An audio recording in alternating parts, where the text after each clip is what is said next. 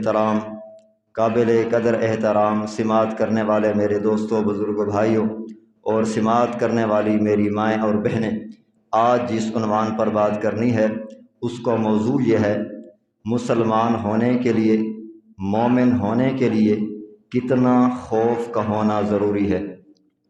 مسلمان ہونے کے لیے اور مومن ہونے کے لیے کتنے خوف کا ہونا ضروری ہے۔ اور اللہ رب العزت نے قرآن کریم میں ارشاد فرمایا: یا ایھا الذین آمنوا اتقوا اللہ، اے ایمان والو اللہ سے ڈرو۔ یا ایھا الذین آمنوا، اللہ ایمان والوں سے مخاطب ہیں، چاہے مرد ہیں چاہے عورتیں ہیں۔ اللہ ایمان والے مردوں سے مخاطب ہیں، اللہ ایمان والی عورتوں سے مخاطب ہیں، اللہ مسلمان مردوں سے مخاطب ہیں، اللہ مسلمان عورتوں سے مخاطب ہیں۔ اللہ کیا فرمانا چاہتے ہیں؟ یا ایھا الذین آمنوا، اے ایمان والو اللہ سے ڈرو۔ کتنا ڈریں؟ اللہ فرماتے حق تقاتہ، جیسا کہ اللہ سے ڈرنے کا حق ہے اسی طرح اللہ سے ڈرو۔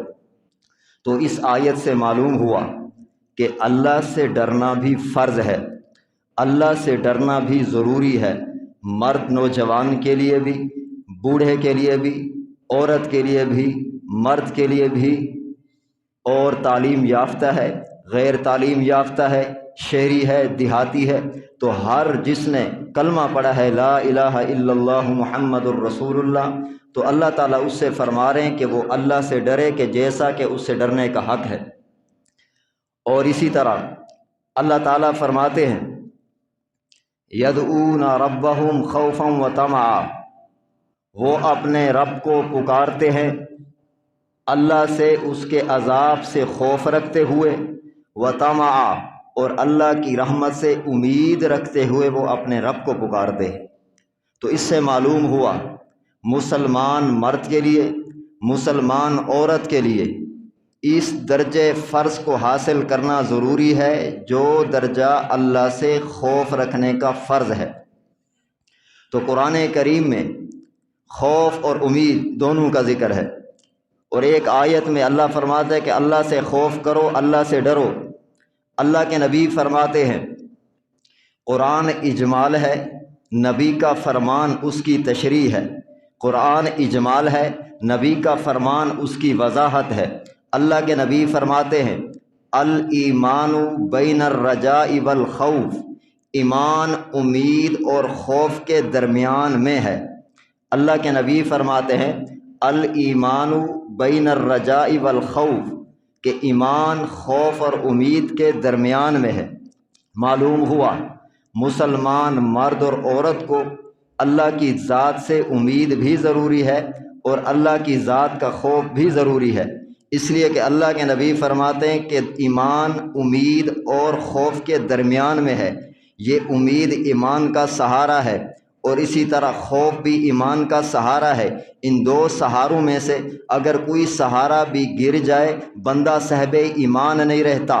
ان دو سہاروں میں سے اگر امید، اس لیے علماء محققین فرماتے ہیں کہ اللہ سے امید جس آدمی کو اللہ کی رحمت سے، اللہ کی مغفرت کی، اللہ سے بخشش کی اور معافی کی امید بھی ہو، جس آدمی کے دل میں چاہے مرد ہے چاہے عورت ہے، اور اللہ کے عذاب سے، اللہ کی پکڑ سے اس کے دل میں خوف بھی ہو، جس مومن مرد کو، جس عورت کو یہ دونوں حالتیں، یہ دونوں کیفیات حاصل ہیں، وہ مرد بھی عورت بھی صاحب ایمان ہے۔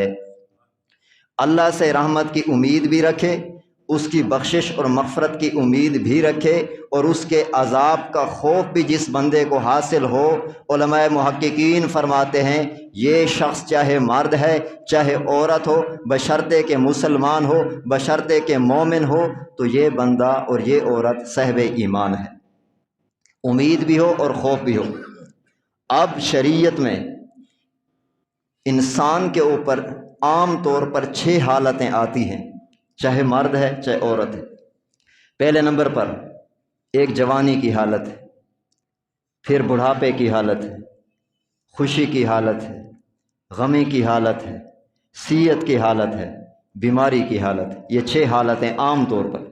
ان 6 حالتوں میں کس مقام پر اللہ کا خوف غالب ہو اور کس مقام پر اللہ سے امید غالب ہو، اللہ کروڑوں رحمت نازل فرمائے امام غزالی رحمۃ اللہ علیہ پر۔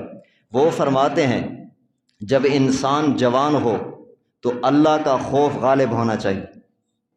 جب انسان جوان ہو، چاہے مرد ہے چاہے عورت ہے، تو جوانی کی حالت میں اللہ کا خوف غالب ہونا چاہیے۔ کیوں غالب ہو؟ جب جوانی میں اللہ کا خوف ہوگا تو یہ گناہوں کے قریب نہیں جائے گا۔ جب اللہ کا خوف جوانی میں غالب ہوگا تو یہ نفس کا زور ٹوٹے گا، شیطان کی کمر ٹوٹے گی، اور یہ جو نوجوان مرد عورت گناہ کے قریب نہیں جائے گا۔ اس لیے امام غزالی فرماتے ہیں کہ جوانی میں چاہے مرد ہے چاہے عورت ہے، اس کے اوپر اللہ کا خوف غالب ہونا چاہیے۔ اور جب بندہ بوڑھا ہو جائے، یہ نوجوان جو جوانی میں اللہ سے ڈرتا رہا، اسی ترتیب سے جب یہ بوڑھا ہو گیا، بال سفید ہو گئے، اس وقت اس کے اوپر اللہ سے امید غالب ہوئے، اللہ کی رحمت کی، کہ اللہ میرے اوپر رحم کرے گا، اللہ میری مغفرت کرے گا، اللہ مجھے معاف کرے گا۔ بڑھاپے کے حالت میں امام غزالی فرماتے ہیں کہ بوڑھے شخص پر اللہ سے امید غالب ہو۔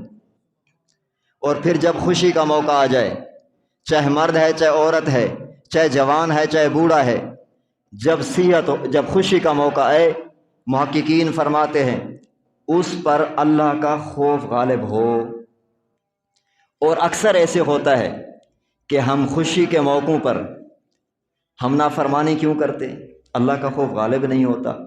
اس لیے اپنے شادیوں پر ہم گانے بجانے بھی کر لیتے ہیں، ڈھول والوں کو بھی بلا لیتے ہیں، گانا بھی سن لیتے ہیں، ڈانس بھی کروا لیتے ہیں۔ خوشی کا موقع ہوتا ہے نا، گھر میں بیٹا پیدا ہو گیا تو ہم نے خوشی کے لیے ڈھول بجانا شروع کر دیا۔ بعض علاقوں میں رواج ہے، میں نے خود کانوں سے سنا ہے، بچہ پیدا ہوتا ہے ڈھول بجاتے ہیں۔ شادی ہو تو جو بھی ہمارے معاشرے میں خوشی کا موقع آتا ہے تو محققین فرماتے کہ خوشی کے موقع پر اللہ کا خوف غالب ہونا چاہیے، اس لیے کہ نافرمانی نہیں ہوگی۔ اور خوشی میں آ کر انسان جب اللہ کا خوف نہیں رہتا، اس لیے تو نافرمانیاں کرتا ہے۔ اس لیے محققین فرماتے ہیں خوشی کے زمانے میں چاہے مرد ہے چاہے عورت ہے، اس کے اوپر خوف اللہ کا غالب ہو۔ پھر بیماری کا، خوشی کے بعد غمی کا زمانہ آیا، غمی کے حالت میں اللہ سے امید غالب ہو، اللہ سے امید غالب ہو۔ غمی کی حالت میں اللہ میرے اوپر رحم کرے گا، اللہ میری مغفرت کرے گا، اللہ میری بخشش کرے گا، اللہ مجھے معاف کر دے گا۔ تو غمی کی حالت میں اللہ کا خوف غالب ہونا چاہیے۔ پھر صحت کا زمانہ، صحت کے زمانے میں اللہ کا خوف غالب ہو۔ اور جب بیماری آئی تو بیماری کی حالت میں اللہ سے امید غالب ہو۔ صحت میں اللہ کا خوف، جب صحت مند ہو، اس کے صحیح ہے تو اس لیے ہم جب صحت مند ہوتے ہیں تو عبادت کو دل نہیں کرتا، جب بیمار ہو جائیں تو پھر اللہ کے در پہ آتے ہیں۔ تو اس لیے محققین فرماتے ہیں صحت کے زمانے میں اللہ کا خوف غالب ہونا چاہیے، اور جب بندہ بیمار ہو جائے تو پھر اللہ سے امید کو غالب کر دے۔